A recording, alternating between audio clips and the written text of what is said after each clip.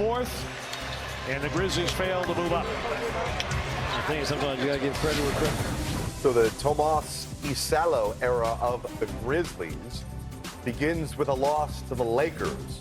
134 to 127. The Lakers bounce back in fine fashion after maybe the most devastating loss of the NBA season, maybe even beyond just this season, the way they collapsed against the Bulls a couple of nights ago. Bring you inside of Studio B here. This is Game Time presented by Kia. We watched the Celtics win their 8th game in a row. We'll talk more about that in a moment. But as we bring in the Hall of Famer Isaiah Thomas, Sean Powell from NBA.com, I'm Jared Greenberg. Just want to touch on, Isaiah, what you think the mentality is and what it feels like inside that Laker postgame locker room. You blew an 18-point lead the other night to the Bulls in horrific fashion. You're up by 20 against the Grizzlies, who have a lot going on, distracting them. And the Lakers blow that lead.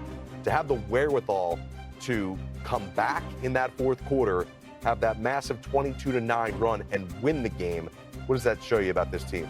Well, it just shows that they're still learning on the fly, right? They blew a game in Chicago where they had the lead, melted down the stretch in the end. And then tonight, they have the opportunity to melt again, but they regather themselves, learn from their mistakes the other night, and hold on to a victory.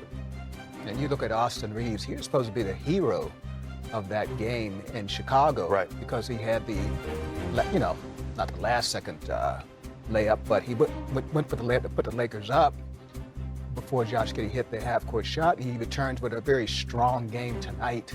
And I agree with Isaiah. I mean, the Lakers showed some resolve. It was a game they had to win because of the way they lost their last game. To put themselves right back on track. And again, if you look at the standings in the West, they don't want to be in that 4 or 5 slot because if they get to the second round, they'll see Oklahoma City. So the more games they win as we go on, put a lot of pressure on Denver, put a lot of pressure on Houston just to rise up in the standings. Well, first and foremost, had they lost tonight, they would have fallen a spot. They would have flip-flopped with Memphis because they both entered with the same record. So now the Lakers maintain their spot in the 4th hole in the Western Conference, Isaiah, and they remain a full game in the loss column behind Denver for 3rd place. Yeah, and it's important for the Lakers. I mean, home court advantage. If you're in that 4th spot, you got home court advantage. And, I heard Brevin Knight talk about, the intelligence of LeBron and also Luka. Having those two guys as playmakers, shot makers, down the stretch in a playoff game, hey, that's extremely important.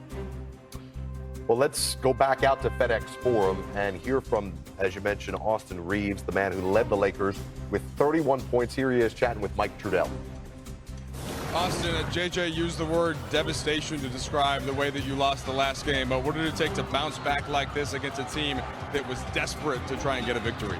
Yeah, I mean, it just shows what, we have in the locker room, from coaches to, to players. We knew coming in tonight, we were tied for the 4th spot, I believe.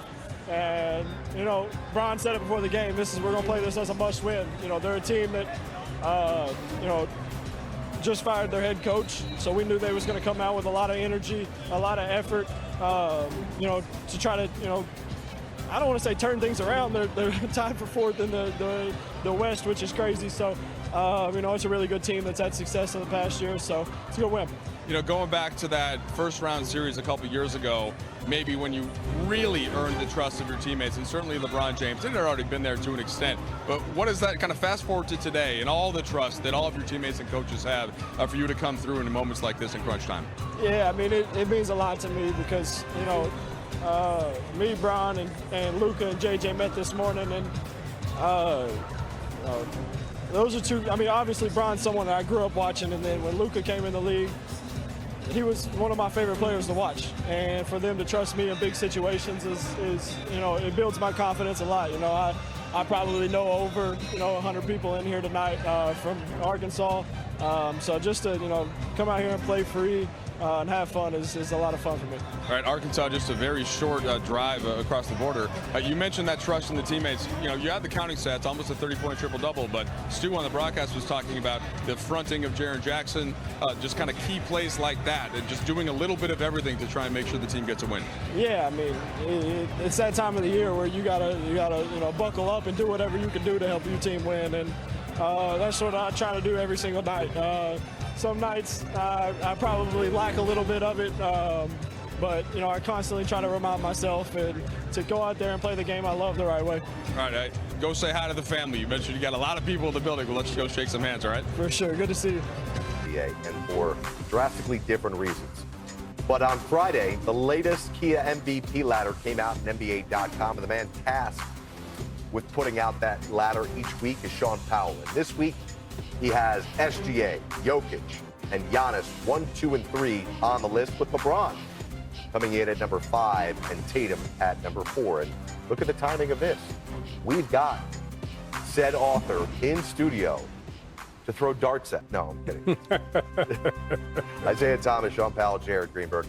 Let's get into this. I think there are cases to be made for everybody. I don't envy you having this task every Friday at NBA.com to decide. Let's talk. What is it that has kept SGA the last couple of weeks atop the ladder? Well, his consistency at a high level. This is a guy who obviously leads the league in scoring. He plays both ends of the floor. He's among the leaders in steals. Probably going to finish among the top 2 guards, among guards in block shots. So he's getting it done at both ends. And it's very rare when you see Shea have a bad quarter, a half. Has he had any bad games this year? So very consistent. And what's wonderful about his scoring is he's able to score so many different ways. Going to the basket, getting the and one, mid-range. He learned about the mid-range from Sam Cassell, who was assistant coach with the Clippers. And then he had Chris Paul for 1 year. So he learned at the lap of Chris Paul about the value of the mid-range shot and also the three-point shot and getting to the free throw line. So he can beat you in so many ways with his scoring and his consistency, and that's why he's there. What is your strongest argument for SGA, and does it have anything to do with the fact that his team is more than 13 games in first place in the West?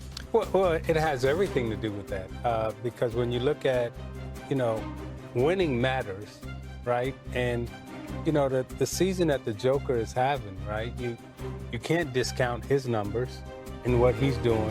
He's on a